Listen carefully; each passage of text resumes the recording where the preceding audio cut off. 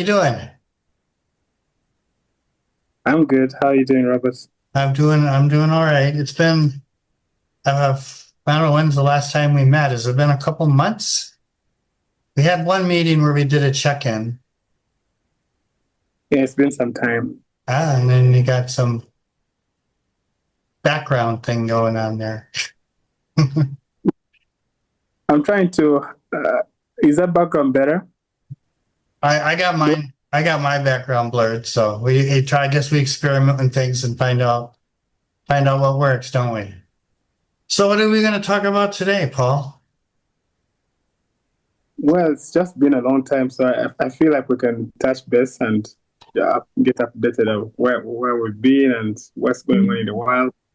I really don't have much different to say from what I said in the last video. Things are pretty much the same as they were. Um, a few months back, I'm looking at surgery in this ear in order to fix the problem.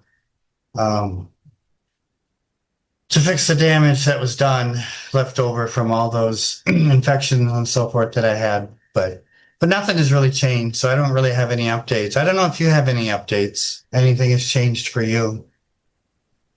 Personally, maybe I would say my company, I had to merge it with other people to make an organization to do the same work of mental health with a niche with schools and children, adolescents. So we merged. It's no longer Think 21. It's now called Ndani Care. Ndani is a Swahili word meaning in the inside. So care for the inside, something like that. Ndani Care. Okay. Yeah. But things are continuing to move forward, and you're going forward with the camps, the plans for doing the camps that we had talked about back in November, I think, that you were putting together. Ideally, nothing much changes from the plans we had. It's just now the team is bigger, and we just pulled more resources by being a team than pushing it myself. I see. Okay. And I guess if anybody's interested in learning more about what you're trying to accomplish, they can go back and look at the video we did back in November, where you talked about the camps and about your plans and so forth with that. If anyone is maybe willing to work with us, especially reaching the underserved communities and spreading word on mental health within the country, they can still reach out to us. Yeah. You can share in the description, let's say, how they can reach us, and you never know what we could work out together. Yeah. So there's been a lot that we've missed in the news. Anything particularly we want to talk about? Well, there is what looks like World War. I don't know if it really never escalated to a World War. Iran. And the problem with Uganda, being the Ugandan that I am, I've been here all my life. When these prices go up for a valid reason, even when that valid reason is normal, they never really go down. They don't go down, right? And that's not just true in Uganda, that's true everywhere. It will go up like by 10%, and then when the problem is cleared, it will go down by like 2%. Yeah. So that's one great effect from that war. Yeah. But as I'm seeing from the war in Europe and Ukraine, Iran, Right. Yeah. is that what's happening lately? I'm seeing some news about Netanyahu. People have started, figuring him out. So yeah, even the ones who used to support him seem to be like, this guy is just causing war everywhere. Yeah, so I don't think I think love has been lost for Israel more than before. Some people I'm like, these guys are just warmongering. I feel like the difference between, I don't know, for me, I'm a millennial. I don't know what you are. I'm Gen X. You're Gen X, I'm a millennial. And you could find millennials, many of them there. Some of them still support Israel just because they're Israel. But Gen Zs, it's very hard to find Gen Z supporting Israel. In the past for me, there's generally been support for Israel.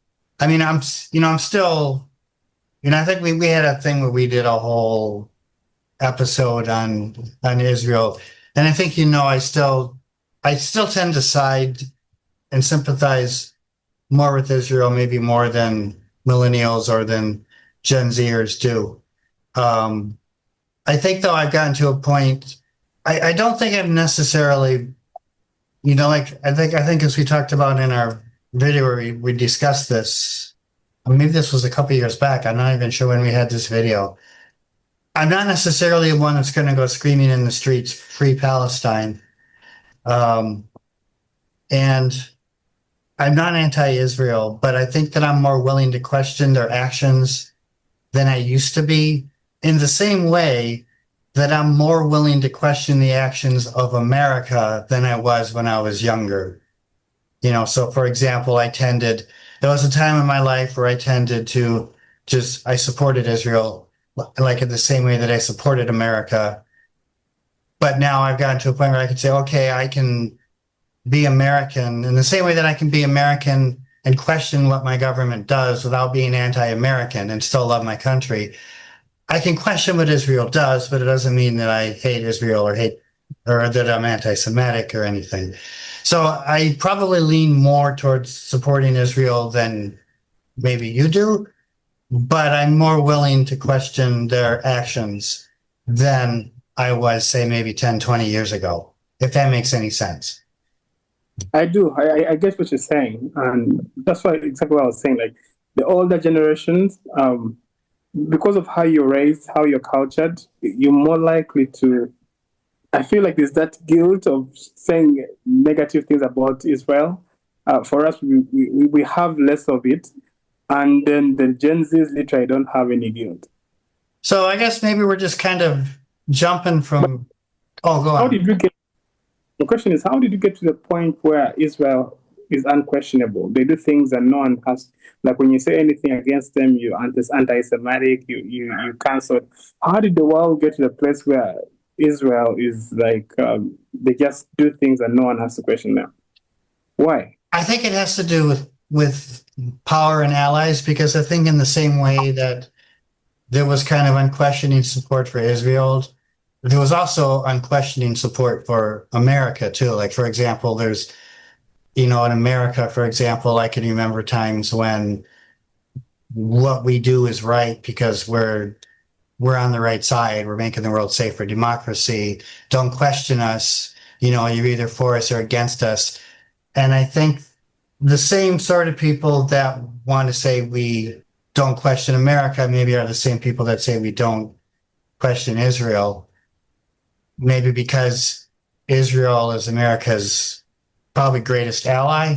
Maybe we tend to support Israel more than any other nation. So maybe we have a political or whatever, we have political motivation for supporting Israel. And I think also because we have so many enemies in the Middle East. And maybe some of that is understandable given some of our actions in the Middle East. Maybe America sees Israel as being an ally in a sea of enemies. Maybe we feel threatened by many of the surrounding nations, but we don't feel threatened by Israel. So we have this support for Israel because we maybe see them as our only ally in the Middle East. I mean, you could say, okay, we made allies with Saudi Arabia and others, but it's kind of a, I don't know, what do you call it? It's an ally, but it's kind of shaky. We have these allies in the Middle East, but they're kind of shaky allies. Or maybe we only have them as allies to the extent that we can use them for our purposes. There are probably plenty of people out there watching who might have their own thoughts about this. And no, but when you look at it, because of the online public non-support of Israel, is there a way it has affected that unwavering support for the United States? And again, remember, I'm coming from somebody that I still have a support to some degree for Israel, not anti-Israel. I don't want to see us go to the extreme that many people who are anti-Israeli want to go to, because I almost feel like they would be happy if Israel was just wiped off the face of the earth and wouldn't be upset if they all got exterminated. And I think there's a fear of that concern because it's happened to them before.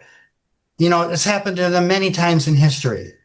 And I think there's legitimate and valid concern for that. So, and it's one of the reasons why I still want to be supportive of Israel while questioning what they're doing. I don't want to see Israel wiped off the face of the earth. But exactly, is that what Israel is trying to do to Palestine? Again, I think it has to do with perspective. I think that from their perspective, no, that's not what they're trying to do. But I think when you're on the side of the people who you're being bombed and your hospitals are being bombed and thousands of your people are being killed, I can't blame them for seeing it that way. And there's some legitimacy to that argument. I don't think that it's as simple. And that's the thing, that's why I'm in the middle somewhere, because I don't think it's as simple as either. I don't think it's as simple as unwavering support for Israel. I don't think it's as simple as saying that Israel is deliberately and intentionally trying to create genocide and exterminate all the Palestinians. I think it's more complex than that. And how we get to some sort of middle ground is something I don't know, because they've been fighting in the Middle East for thousands of years, and I'm going to come along with a solution. I don't think so. I don't have it. We've had problems in the Middle East for thousands of years. I know that there is widespread hatred towards the Jews, anti-Semitism that does really exist. And that's real. And we can't ignore that exists. At the same time, I don't think we can ignore the injustices that are being committed by the Israeli government against the Palestinians. I don't think people really are anti-Semitic as people exaggerate, or that people want Israel to be exterminated or anything. I don't think that's exactly what people just want fairness. They want the message that Trump used to preach when he was being elected. Israel is killing people the most. They're killing people in Yemen. They're killing people in the Gaza Strip. They're killing people everywhere. We just want them to stop. Simple. But of course, it's so simple. Maybe it's not as simple as that, because they have their own threats. But I think they exaggerate the threat levels to justify the killings that they are doing. Actually, they want to stabilize the peace in the area that they're staying. Because the Gaza military, which on the, what are they called again? The Hamas. I don't think they're as strong as Israel is responding. The response of Israel is less than 50 times more than what the threat is, than just trying to defend themselves.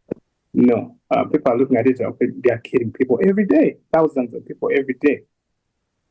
Probably the Israelis are looking at it as self-preservation. Unless you find some way to meet in the middle, this problem isn't going to be solved. Because I don't believe that the perspective of the Israelis is that people just want them to stop. Because I think that they feel threatened. If you don't address that, there'll never be a solution. Yeah, and I know the other side. If you don't address the concern of what Israel is doing to the Palestinians, it'll never be solved. Both issues have to be addressed. And I think both sides are not willing to address the concerns of the other side.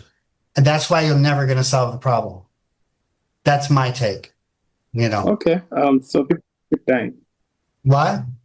Yeah, but that's the way the world is, right? Isn't that the story and the history of the human race? Human nature is very dark and violent. And here's the thing, if you're not willing to listen to each other, you will not solve the problems. If you want to look at it as one extreme, we just want Israel to stop, you're never going to solve the problem. If you look at it still at the other extreme, you need to support us unwaveringly, it's never going to stop. If both sides are not willing to listen to the concerns of the other, then yes, that is true. It will never stop and people will keep dying. That's what'll happen, yes. And that's horrible. I hear you. The untouchability of people like Netanyahu, I think at some point, I think the criminal court, international criminal court, they summoned him, and those big judicial organizations in the world, they condemn some of his activities. And what happens when these people condemn, let's say, our president of Uganda, Museveni, the ICC condemns an African president? When they condemn someone like Netanyahu, they are disbanded, they are defunded, they are made to look like they're biased, like they're useless. Yet when they attack presidents of countries like Africa, countries in South America, it's taken seriously. Now, when they talk about Netanyahu, all of a sudden, we're not funding. We throw it to the viewers to comment. Yeah, if you want We it. can wrap up and we can do it again. Yeah, but I want to go. Okay. Yeah. Yeah. I feel like it's been great to touch base again, and maybe we wait and see what we get from the people who are viewing. Hopefully they're still there. Yeah, hopefully they're still there. Bye for now, as I always say. Bye. Can anybody tell me what's going on? Tell me what's going on. If you open your eyes, you'll see that something is wrong. All right. I guess that's where I'm going to cut it off. And stop recording.